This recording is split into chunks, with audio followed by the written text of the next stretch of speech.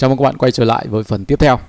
Tôi lại tiếp tục hướng dẫn cho các bạn cái bài số 39 của chúng ta trong chuỗi series hướng dẫn cho các bạn thực hành mô hình hóa 3D trên SolidWorks phiên bản 2023, giúp cho các bạn định hình và xây dựng tư duy dựng hình. Đây là cái chuỗi bài học mà chúng tôi tri ân cho người học, cho khách hàng của chúng tôi, những người sử dụng cái chương trình đào tạo khóa học của chúng tôi, và những cái người đã luôn đồng hành của chúng tôi, theo dõi kênh của chúng tôi và ủng hộ chúng tôi trong suốt thời gian vừa qua. Bài số 39 thì tôi xin đề xuất một cái phương án vẽ như thế này. Các bạn có thể quan sát, sau đó thực hiện theo. Tôi cũng fine new thôi. Cái việc này thì lặp đi lặp lại rất nhiều lần. Chọn path và chọn OK. Tôi sẽ vẽ từ mặt bên này qua và đắp thêm hai cái phần này. OK. Tôi sẽ chọn sketch, và tôi chọn mặt phẳng plan là hợp lý. Vật thể của chúng ta đối xứng, do đó tôi vẫn sử dụng công cụ center, một cái công cụ để giúp cho các bạn định hình ra và vẽ đơn giản hơn. Sau đó chúng ta sẽ có cái gì? Có một cái biên dạng nó đi ngang, nó đi xuống ha. Đấy. Nó đi lên, đúng không? Nó đi thẳng lên, đi vuông vào. Và chúng ta sẽ chọn toàn bộ cái này lấy đối xứng. Trong đó trục đối xứng của chúng ta đây. Rồi ở đây thì chúng ta sẽ định nghĩa về giá trị trước, sau đó chúng ta sẽ vẽ cái đường tròn này sau. Giá trị khoảng cách là 80, tuy nhiên chúng ta định vị ở trong. Như vậy 58 này trước này. 58 này.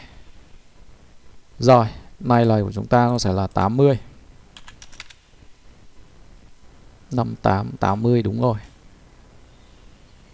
Cao này của chúng ta là 55. Đây của chúng ta 55. Rồi, cao này của chúng ta là 32. Và ở đây chúng ta có cái đường tròn R20. Các bạn có thể sử dụng cái công cụ vẽ đường tròn cũng được. Ok, vẽ đường tròn này, chúng ta sẽ gióng nó vào. Rồi. Đường này, tâm này và này chúng ta sử dụng cái, hoặc là các bạn bỏ đi cho tôi cái đường này đi. Chúng ta sẽ sử dụng cái line chúng ta nối ha.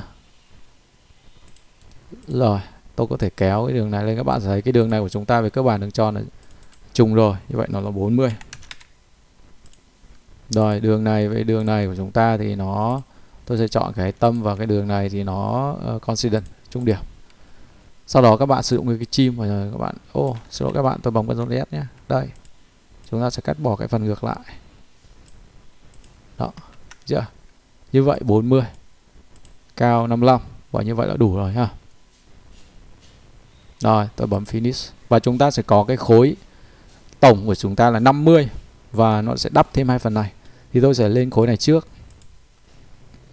Chúng ta sử dụng tính chất đối xứng với giá trị nó là 50. 50.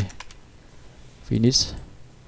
Và ở đây thì chúng ta sẽ có cái phương này, chúng ta sẽ vẽ sketch, sẽ đắp thêm hai phần này vào, có hai phần này. Thì ở đây tôi sẽ vẽ cái đường line nó đi như thế này. Ok, xin lỗi các bạn, tôi rê vào trung điểm thì nó sẽ bắt luôn vào trung điểm. Tôi sẽ rê ra một cái vị trí bất kỳ thôi. Nó đi xéo xuống như thế này và đi vào trong này. Rồi, chúng ta quan tâm cái khoảng 18 ha. 18 từ vị trí này ra vị trí này này. Như vậy chúng ta sẽ ghi kích thước khoảng này của chúng ta nó sẽ là 18 này. 18 này. Rồi, vị trí này cho tới vị trí này của chúng ta thì nó sẽ là 85/2. Tôi thực hiện phép tính ở đây, 85/2. Rồi, cao này của chúng ta nó sẽ là 20. Và khoảng này của chúng ta thì nó sẽ là bao nhiêu nhỉ? 65. Rồi, ở đây thì các bạn sẽ thấy chúng ta sẽ có cái vị trí này đi vào. Thì vị trí này thì nó sẽ định nghĩa một cái giá trị là 13. Rồi các bạn thấy nó hơi sát vào.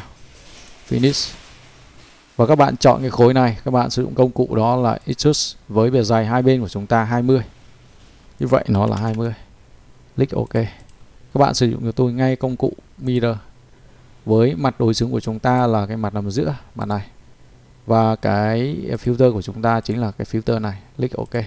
Như vậy chúng ta được cái khối này ngay. Công việc còn lại của chúng ta thì chúng ta sẽ cắt bỏ cái rãnh này. Thì như vậy chúng ta sẽ chọn mặt phẳng trước này, chúng ta vẽ. Biên dạng của chúng ta cắt thì nó đây. Nó đi ngang, nó đi xuống khoảng 10 đây. Thấy chưa? 16 thì nó nằm giữa. Như vậy để cho dễ, tôi sẽ vẽ một cái center ngay tại vị trí này. chúng ta vẽ nó đi lên như thế này. Được chưa? Rồi ở đây thì các bạn sẽ thấy khoảng 65 nó đi ngang, nó đi xuống 60.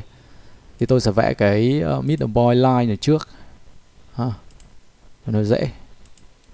Rồi ở đây thì chúng ta sẽ vẽ nó đi lên, nó đi ngang, nó bao ra, nó cắt hết như thế này.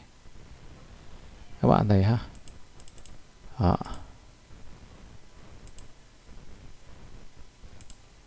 Đấy, đây chính là cái phần mà cần cắt bỏ nó đi. Sau đó chúng ta sẽ định nghĩa các cái giá trị. Khoảng 65 từ vị trí này cho tới vị trí này của chúng ta là 65. Đây, vị trí này là 65. Rồi, khoảng này của chúng ta là 16. Rồi, khoảng này là 10. Ok, rồi, vị trí này là nó cùng phương. Và ở đây tôi quan sát thì cái vị trí này nó nằm ngoài cái vùng cắt. Ok. Sau đó chúng ta dùng nó để cắt vào sâu vào một cái khoảng. Thì như vậy tổng của chúng ta thì nó sẽ là 50, nó trừ lại 20, như vậy nó cắt vào 30. Cái khoảng là 30. Chúng ta sử dụng cắt về xin lỗi các bạn, về kiểu pin với giá trị là 30. Rồi click OK. Như vậy chúng ta đã thực hiện xong cái bài số 39. Công việc còn lại thì các bạn cũng có thể thấy ngay. Đoán biết được là tôi sẽ gắn cho nó một cái vật liệu. Click vào. Rồi xong. Click OK. Và tôi bấm Ctrl S để lưu lại. Đây là bài số 39 các bạn. Bài số 39 ha. Rồi. Bài 40 của chúng ta là một cái khối như thế này. Thì các bạn thấy về cơ bản hình dạng chung của nó thì nó có hai phần. Phần thứ nhất là một phần trụ tròn, xoay tròn. Phần thứ hai là một cái chúng ta sẽ đắp thêm cái phần này và tiến hành cắt bỏ. Đấy, thì các bạn sẽ thấy chúng ta sẽ có giao giữa hai phần, một cái trụ tròn và một cái như thế này. Thì tôi sẽ đề xuất cho các bạn một cái phương án vẽ như sau. Đầu tiên thì các bạn có thể tạo ra một cái khối trụ tròn trước, sau đó các bạn tạo cái khối bên này sang. Thì cái chỗ nào thừa nữa thì chúng ta sẽ cắt bỏ. Thì tôi sẽ quay trở lại ở cái video tiếp theo để hướng dẫn cho các bạn. Đến đây video này chúng ta dừng lại ở đây. Chào các bạn và một lần nữa cảm ơn các bạn đã luôn đồng hành cùng chúng tôi.